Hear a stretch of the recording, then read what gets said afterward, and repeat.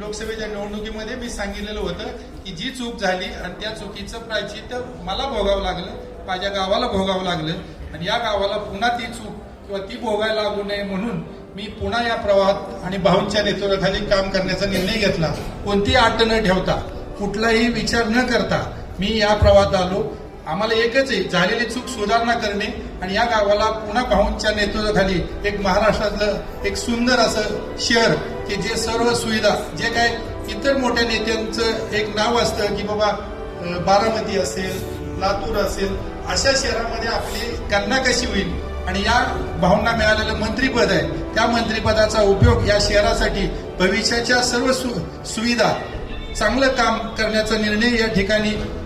मी स्वतः आणि आमच्या सर्व माझ्याबरोबर असणाऱ्या लोकांनी घेतला. आणि सगळ्यात महत्वाचं, मी नवीन असताना माझा कुठलाही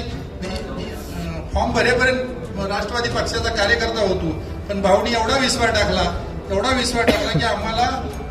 2 ठिकाणी उमेदवारी करायचा भाऊनी सूचना केली आणि त्यानुसार मी सर्वप्रथम भारतीय जनता पक्ष आणि आदरणीय जयाभाऊ आणि वहिनीसाहेब आणि विशेष करून 6 नंबरच्या सर्व दिग्गज या प्रभागामध्ये,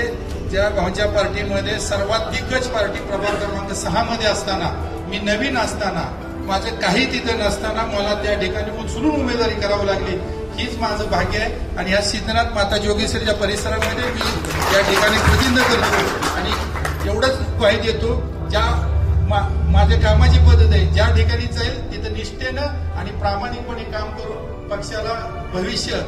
कोणतीही अडचण येणार नाही किंवा एक चांगलं उज्ज्वल की